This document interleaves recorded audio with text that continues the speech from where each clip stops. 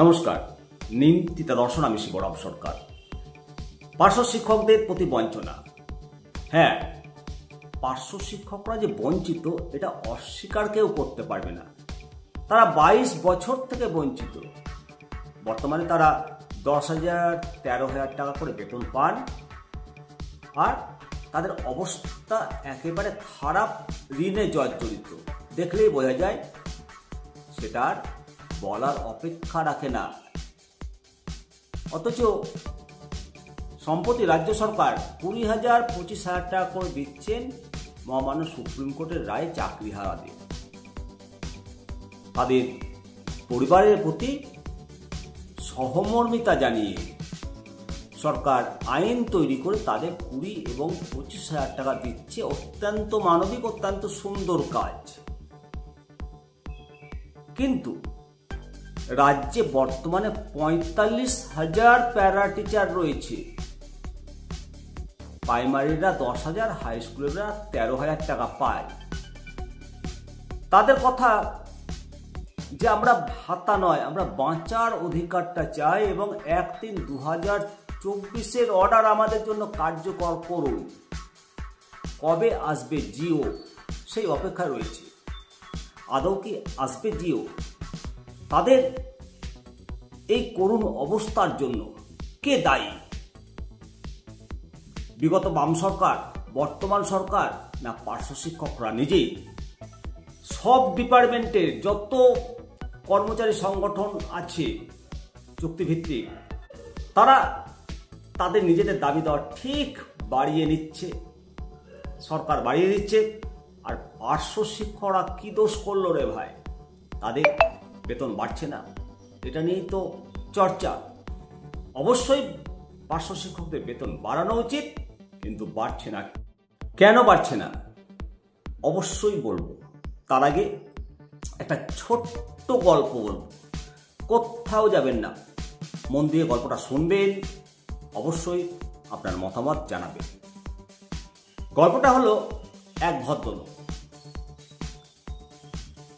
জল নিয়ে, এক বালতি জল নিয়ে তাতে কয়েকটা ব্যাঙ রেখেছিল। তারপর ওই জল ভর্তি ব্যাঙ সমেত বালতিটাকে নিচ থেকে তাপ দিতে শুরু করেছিল। তাপমাত্রা আস্তে আস্তে জলের বৃদ্ধি পায়, আর ব্যাঙগুলো তার শরীরের তাপমাত্রা বৃদ্ধি করে একটা সহনীয় পর্যায়ে নিয়ে যেতে শুরু করলো। ব্যাঙগুলো যদি ইচ্ছা করতো তাহলে অনায়াসে লাফ দিয়ে বেরিয়ে যেতে পারত, কিন্তু তারা লাফ না দিয়ে সহ্য করতে থাকে। আস্তে আস্তে যখন পাত্রের তাপমাত্রা আরো বাড়িয়ে দিয়ে ফুটন্ত অবস্থায় নিয়ে যাওয়া হয়, তখন ব্যাঙগুলো আর সহ্য করতে পারে না। না পারে সিদ্ধান্ত নেয় লাফ দেওয়ার, লাফ দিয়ে পালাতে হবে, লাফ দেওয়ার সিদ্ধান্ত নেয়। কিন্তু ততক্ষণে ওই ব্যাঙগুলোর লাফ দেওয়ার ক্ষমতা, লাফ দেওয়ার মতো শক্তি আর নেই।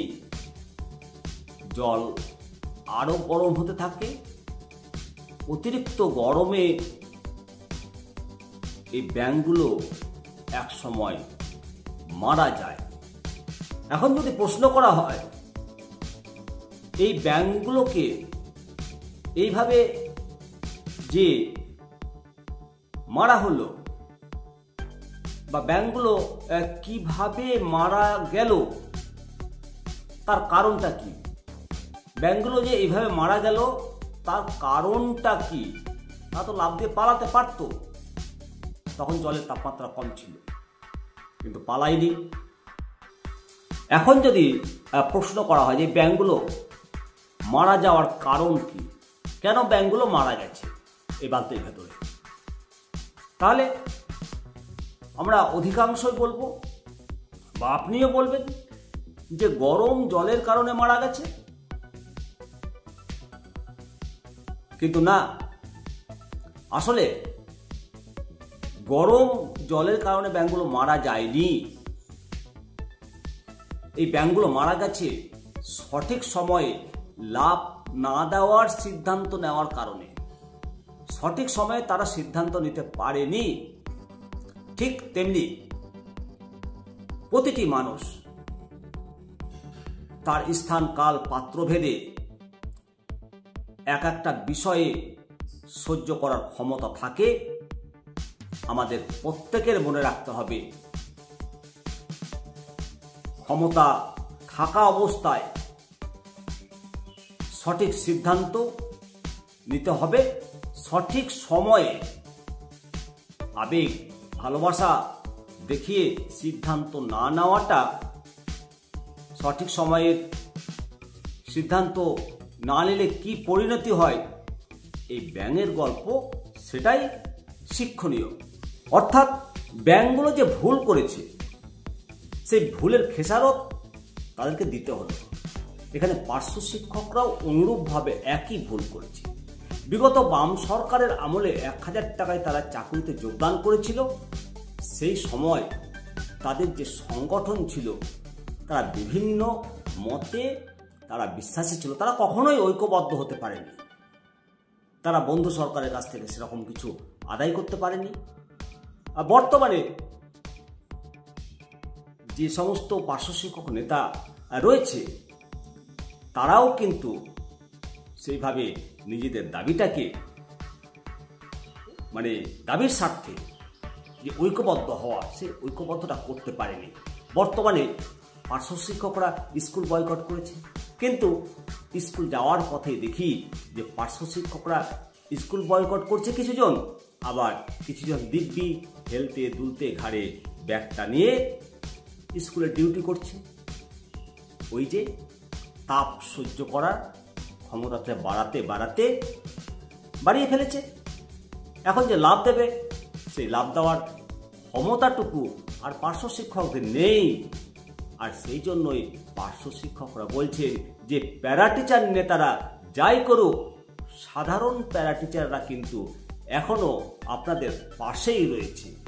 ওই সাধারণ পার্শ্ব শিক্ষকরা যারা বিদ্যালয়ে যাচ্ছে, আর একদল যারা স্কুলের কাজ বয়কট করছে, এই যে বিভাজন, নিজেদের মধ্যে যে ঐক্য নেই, এরই ফলস্বরূপ যারা নতুন কন্ট্রাকচুয়াল আপনাদের পরে যোগদান করেছে, তারা তাদের বেতনটাকে বাড়িয়ে নিচ্ছে, আর আপনাদের বেতন বাড়ছে না। অবশ্যই আপনাদের মতামত জানাবেন। ভালো থাকুন, সুস্থ থাকুন, দেখতে থাকুন নিমতিতা দর্শন। পরবর্তী আপডেট নিয়ে আবার আসব। জয় হিন্দ, বন্দে মাতরম, ভারত মাতা কি জয়।